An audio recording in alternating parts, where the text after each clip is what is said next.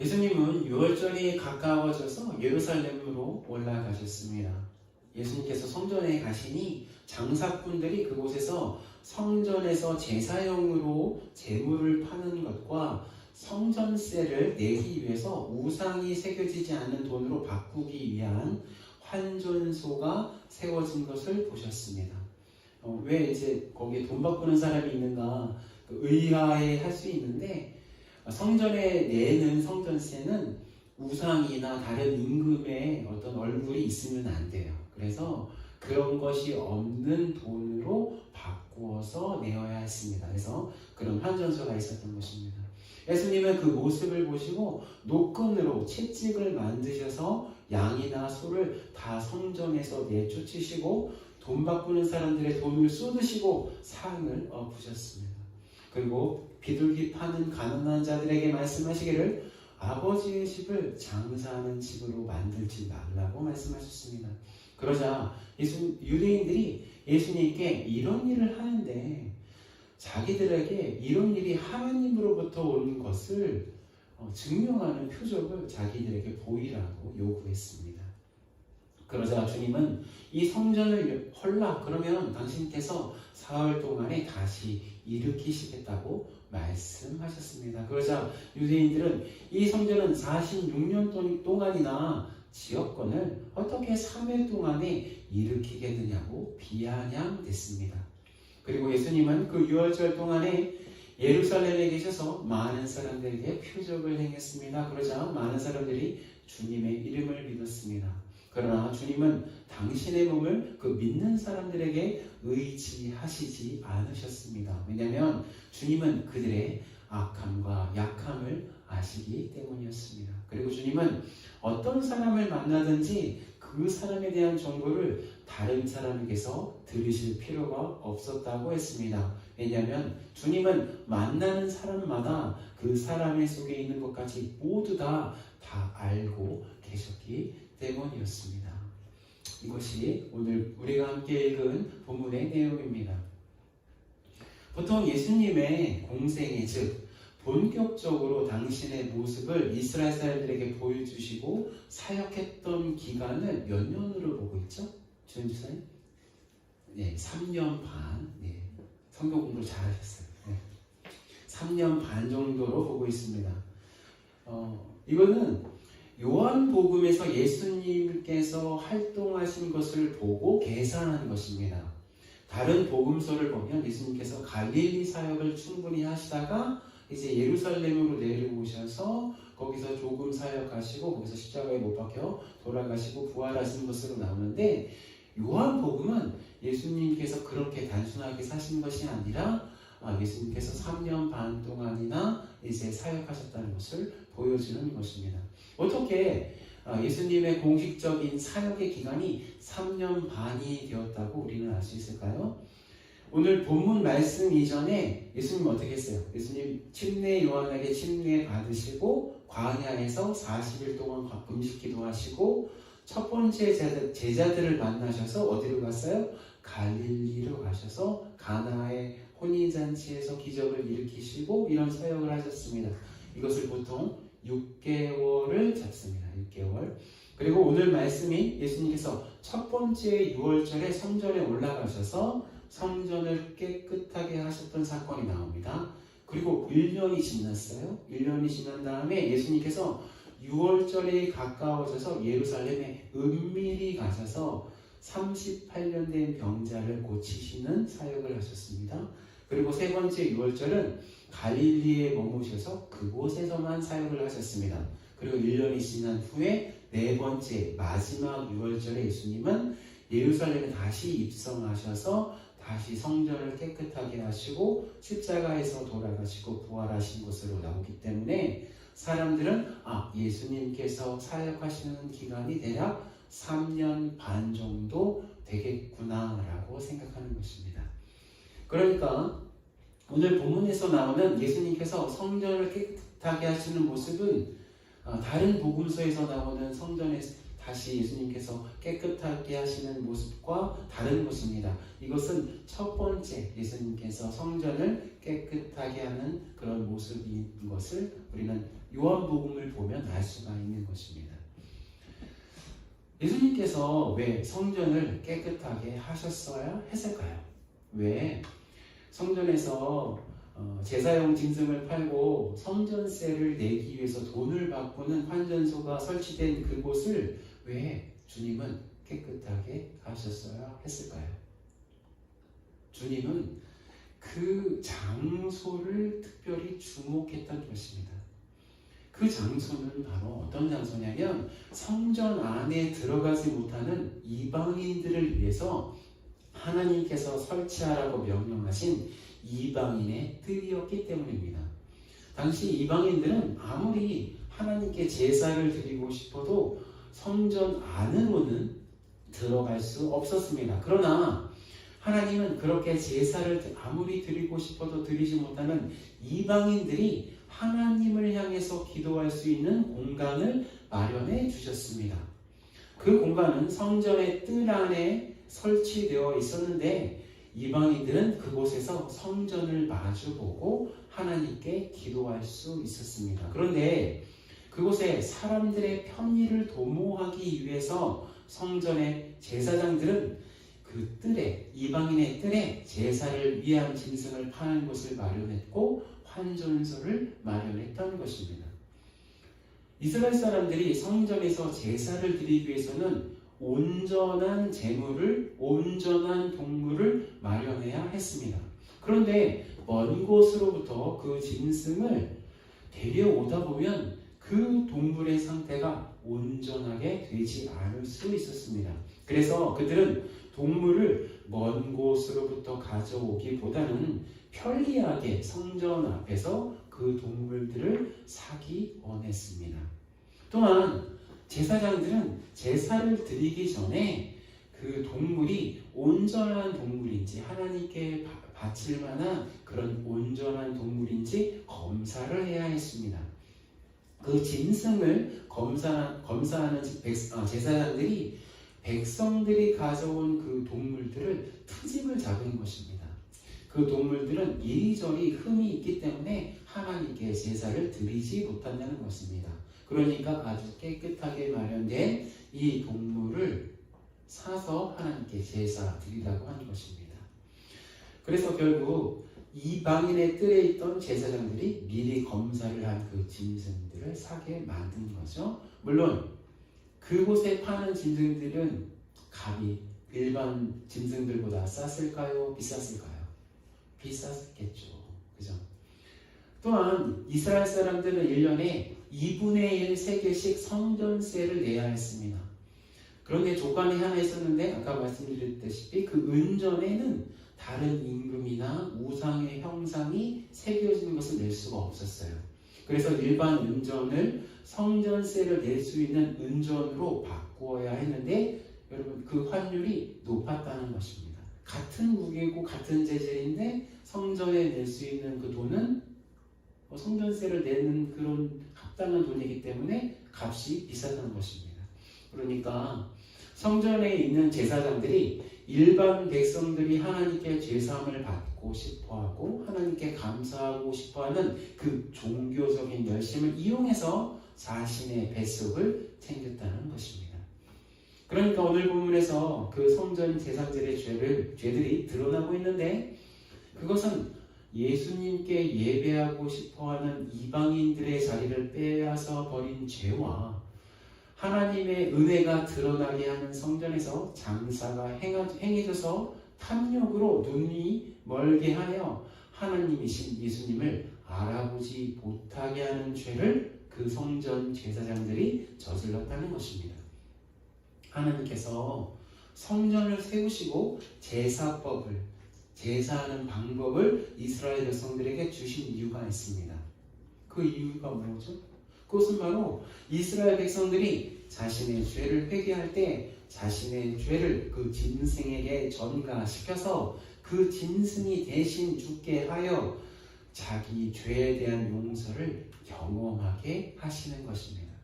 또한 그 제사를 통해서 자신의 죄는 자기가 직접 담당해서 용서를 받을 수는 없고 오실 그리스도께서 자신의 죄를 직접 담당하셔서 돌아가셔야만 죄가 용서가 될 수 있다는 것을 알려주시기 위해서였습니다.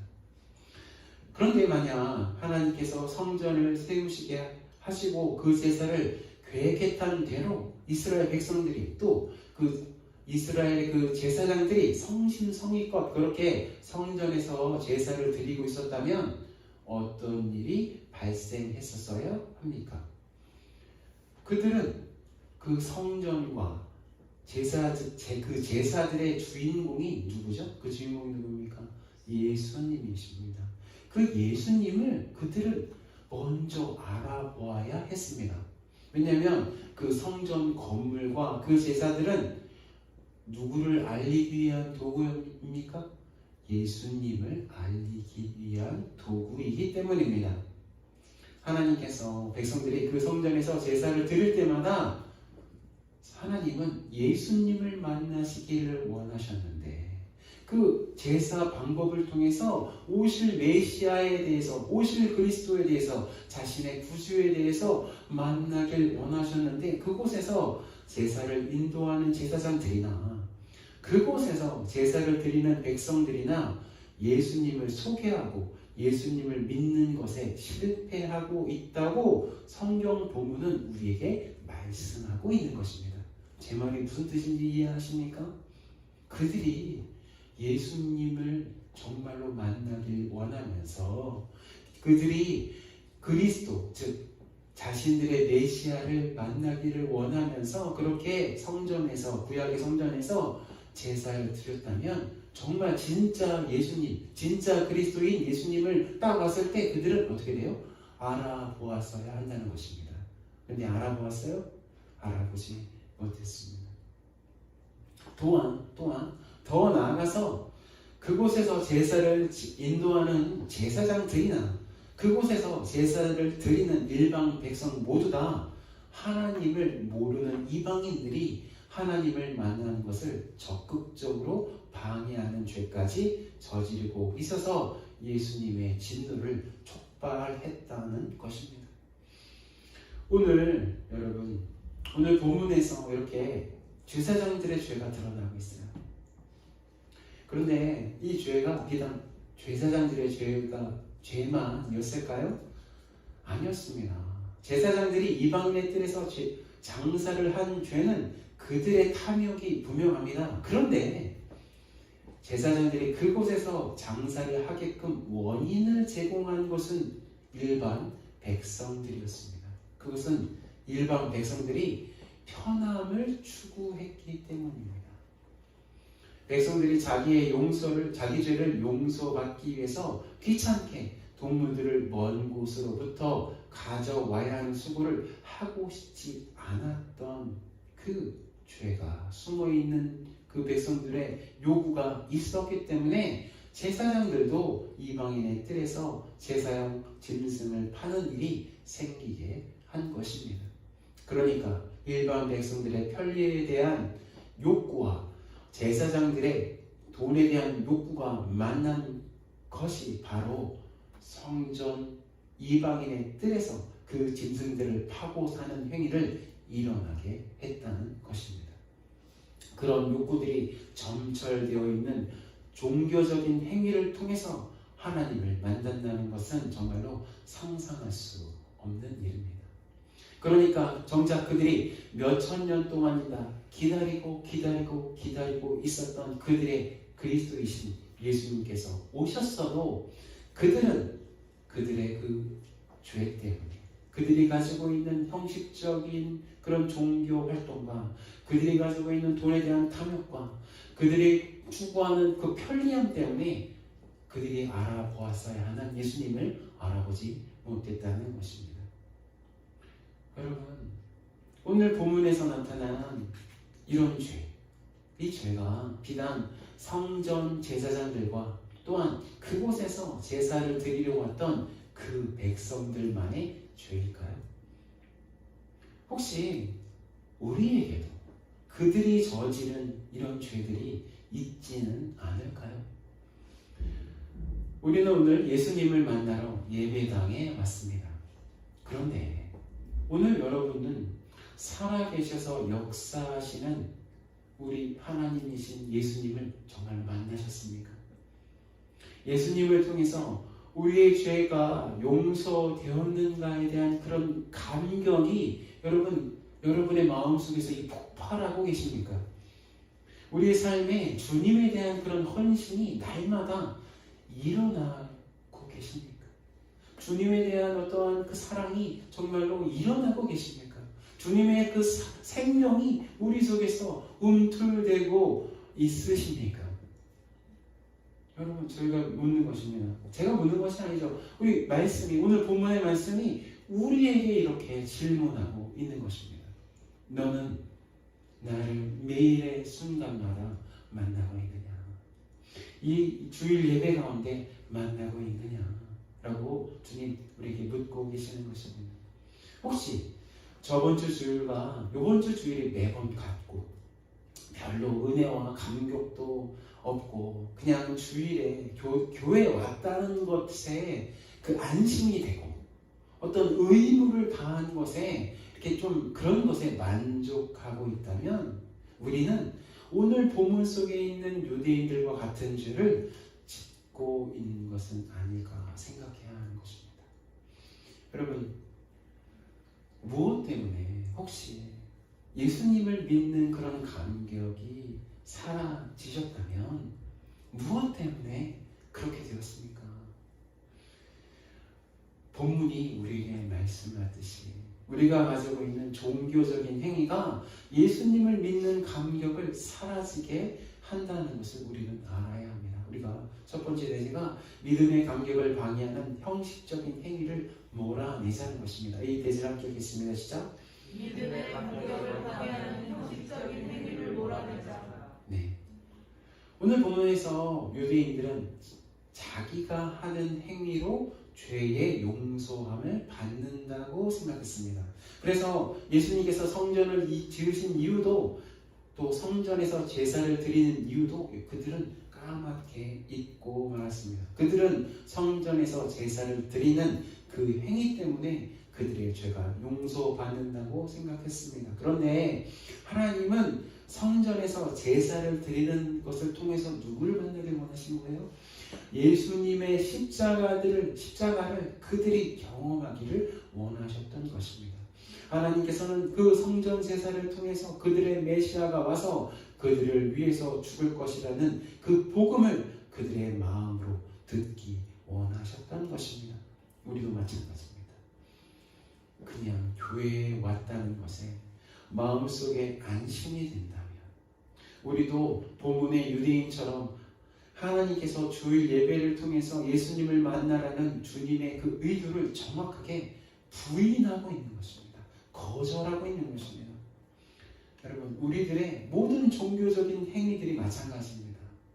우리가 하는 성경 읽기, 기도, 성경 묵상, 성경 나눔, 헌금, 봉사 등등이 여러분 이런 모든 것들이 그냥 형식적인 것이 아니에요. 이것을 하는 것 때문에 내 마음이 그냥 안심이 되고 나는 오늘 의무를 다했다 라는 그 만족감만 남아있다면 여러분 그런 것들이 하나님을 만나는 것에 정작 방해가 된다는 것입니다. 여러분 성경 읽기, 기도, 성경 묵상, 성경 나눔, 헌금, 봉사 등등등 왜 하는 것입니까? 그 행동들을 통해서 예수님을 만나고 예배하기 위해서인 것입니다. 그런데 우리들의 그런 영적인 행동들이 우리들의 의가 될 수가 있는 것입니다. 자기 만족이 될 수가 있는 것입니다. 하나님을 만나는 어떠한 그런 방패막이 그 걸림돌이 될 수가 있는 것입니다. 그냥 그 행동 자체를 했다는 것에 만족할 때 우리는 정작 예수님을 만나지 못할 수도 있는 것입니다. 그렇다면 그런 모든 경건의 행동들은 우리의 의가 되어서 하나님의 은혜를 방해하는 것들이 될 수 있다면 그런 경건의 행동들 그만두어야 합니까? 그만두어야 할까요? 그렇지 않습니다. 여러분 어떻게 그런 경건의 행동을 하지 않고서 어떻게 예수님을 만날 수가 있겠습니까? 우리는 그런 경건의 행동들을 더욱더 열심을 내야 합니다. 그럼 어떻게 하라는 것입니까? 우리가 하는 그런 경건의 행동하는 것 자체에 만족을 느끼기보다는 그냥 오늘 주일에 예배 드렸다, 주일 예배 그냥 참석했다, 이런 것에 그냥 만족하는 것이 아닙니다. 오늘 여러분 왜 오셨어요? 여러분 예수님 만나셔야 되는 거예요. 예수님 만나시고 돌아가야 예배에 온 목적을 달성한 것입니다. 그냥 예배에 온 것 자체에 그냥 의무를 다했다는 그 마음만 가지고 돌아가면 우리 요한복음 2장에서 나오는 이 성전 제사장들, 성전에서 예배 제사 드리는 이 사람들과 여러분 너무나 닮아 있는 것입니다. 우리는 이 예배 가운데 배고파져야 합니다. 주님을 향해서 배고파져야 됩니다. 예수님을 만나고 싶은 마음으로 주님께 나아가야 합니다. 오늘 보통 이제 전도사님이 찬양을 하시고 제가 말씀을 하는데 여러분 찬양을 할 때 가사 한 소절 한 소절에 주님을 어떻게 하면 만날 수 있을까? 그 가사를 마음속에서 새기면서 우리 영에 새기면서 불러야 합니다. 그럴 때 성령 하나님께서 역사하시는 것입니다. 우리가 하는 그 모든 그런 경건의 행동 하나 거기서부터 주님을 찾고 찾아야 하는 것입니다. 예수님을 구해야 합니다. 예수님을 찾고 찾아야 합니다. 여러분 예수님을 찾고 찾는데 여러분 배고프십니까? 목마르십니까?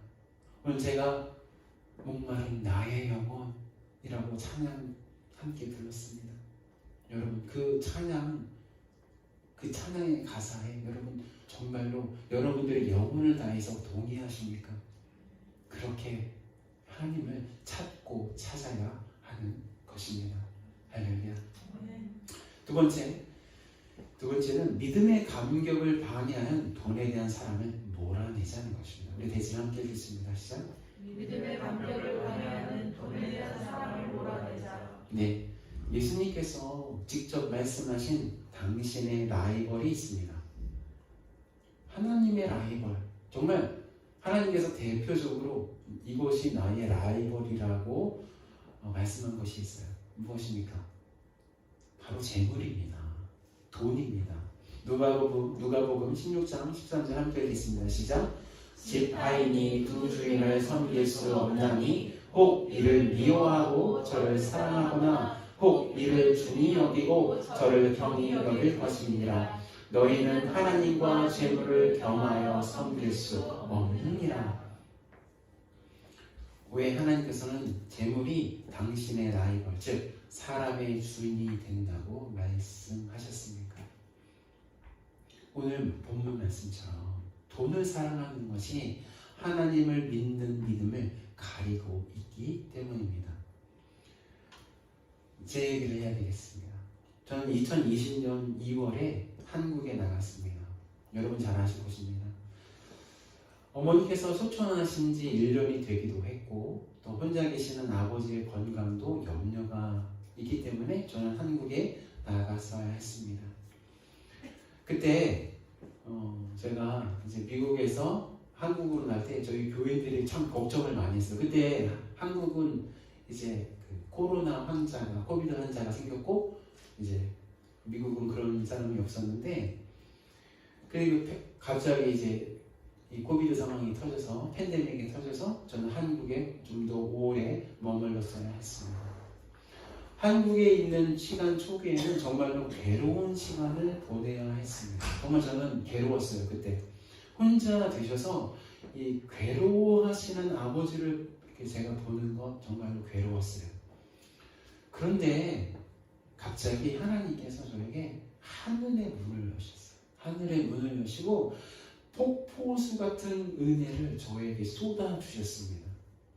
하나님께서 그때 경건한 목사님들을 만나게 해주셨어요. 그때 뭐 몇 명 모이지 마라 이런 거 없을 때예요. 없을 때인데 그냥 그런 분들 함께 모여가지고 함께 기도하기 시작했어요.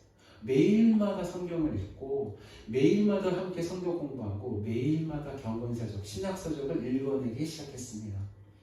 그때 쏟아진 은혜가 너무나도 감격스러워서 저는 날마다 천국을 경험했어요.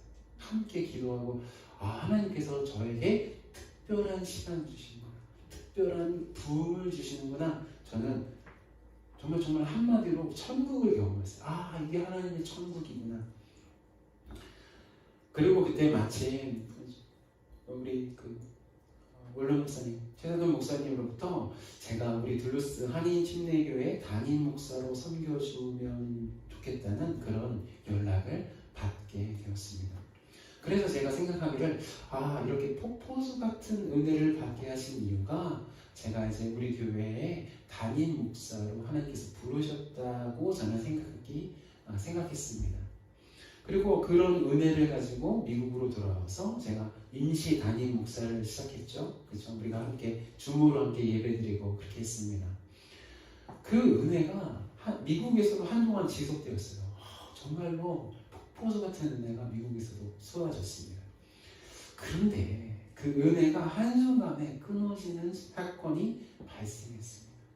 그것은 미국에 있으면서 재정에 대한 걱정이 들어오기 시작했기 때문입니다. 세금 보고를 했는데요.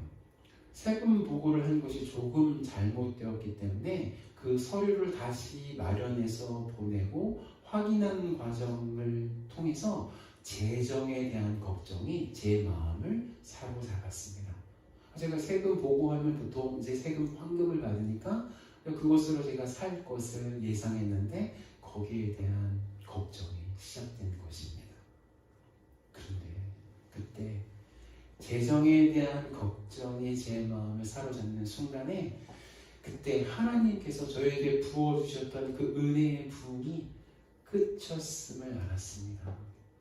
바로 이것입니다. 저에게 있었던 재정에 대한 걱정과 욕심이 하나님의 은혜를 받지 못하게 하는 그 원인이 되었음을 저는 경험했습니다.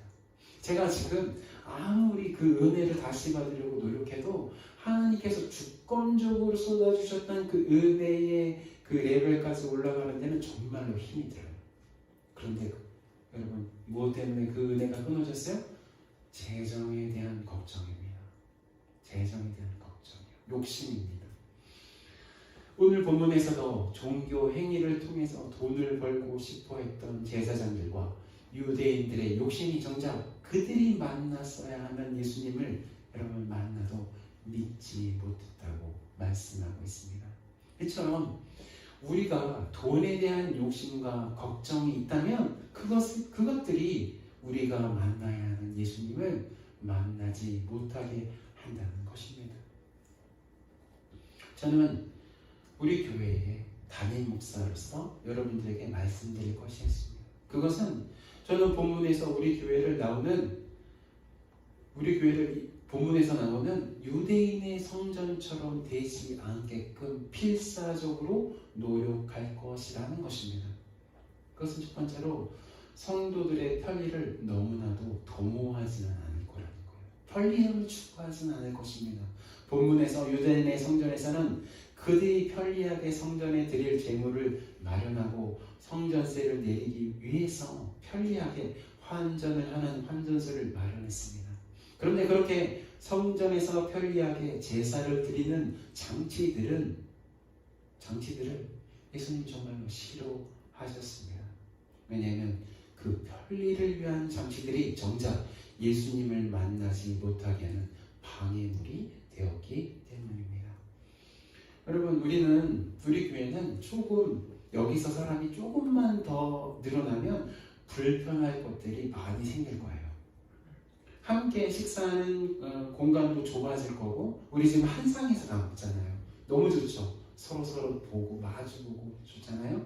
그런데요, 여기서 조금만 사람 더 오시면 이제 그렇게 하지 못하고 뛰어서 앉아서 식사해야겠죠. 식사하는 공간도 좁아질 것이고, 또 주일 학생들도 조금 많아져서 위에서 뛰면 그 뛰는 소리 때문에 우리 예배 드릴 때 방해를 좀 더 받을 수 있어요. 지금 하나도 방해 안 받죠? 우리 학생들 너무나도 이뻐요. 그죠? 우리를 배려해주고 있는 거예요.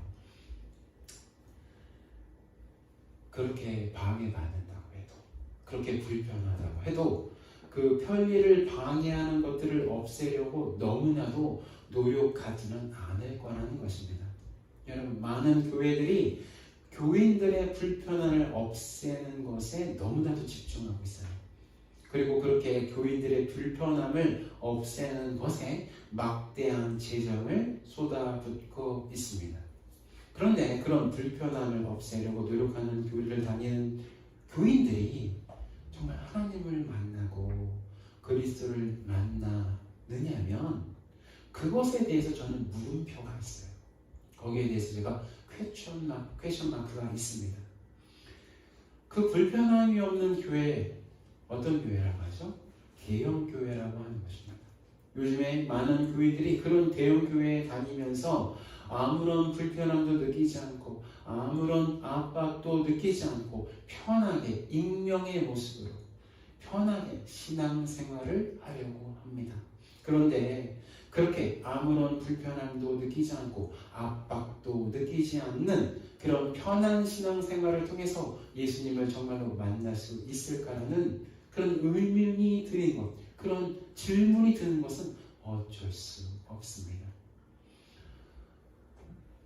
또한 두 번째로는요, 저는 우리 교회를 통해서요, 재물적인 이익을 도모하는 것, 개인적으로 그것을 극도로 조심할 것입니다. 저를 포함한 그 누구라도 재물적인 그런 이익을 도모하는 것 극도로 조심할 것입니다. 저는 교회를 통해서 저의 생활을 이어가고 싶어요.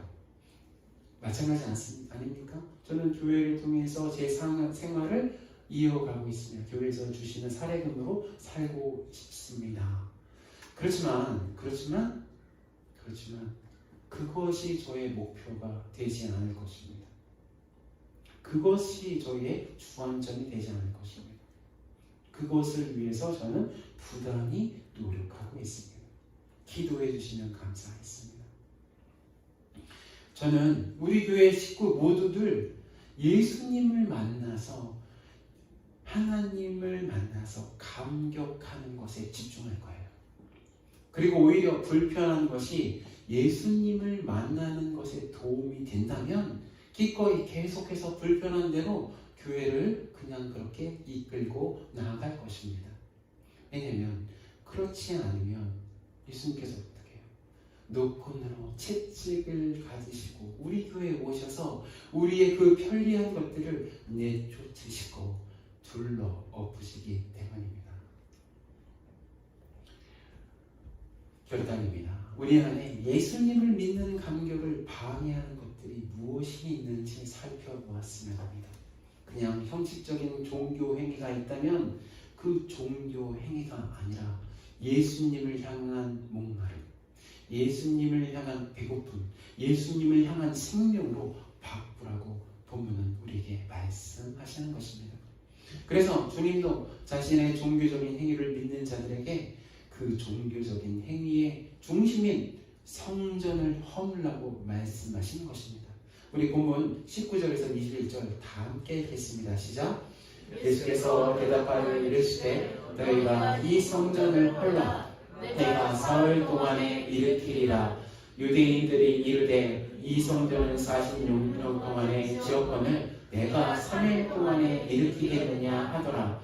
그러나 예수는 성전된 자기 육체를 가리켜 말씀하신 것이나 죽은 자 가운데서 살아나신 후에야 제자들이 이 말씀하신 것을 기억하고 성경과 예수께서 하신 말씀을 믿었더라.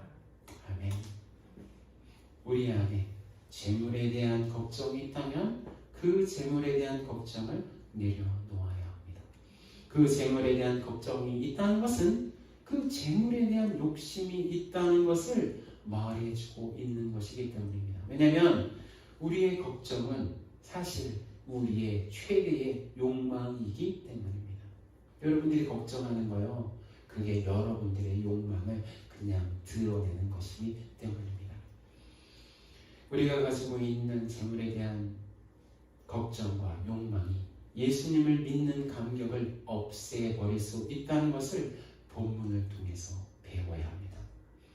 또한 이렇게 형식적인 종교 행위와 재물에 대한 욕망이 하나님의 복음을 전해지는 것, 방해한 것도 알아야 합니다.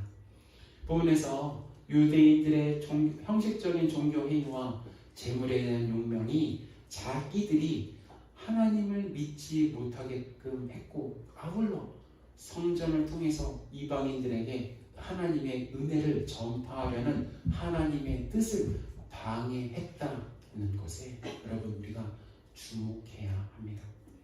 이처럼 우리가 가지고 있는 생명의 빛이 우리를 통해서 흘러가야 하는데 그것을 방해한 것이 바로 형식적인 종교 행위와 재물에 대한 욕심이라는 것입니다. 여러분, 세상 사람들이 왜 우리를 통해서 예수님을 만나지 못하게 됩니까? 우리가 교인인 것을 그들도 알고 있는데 왜 그들은 예수님을 우리를 통해서 만나지 못합니까?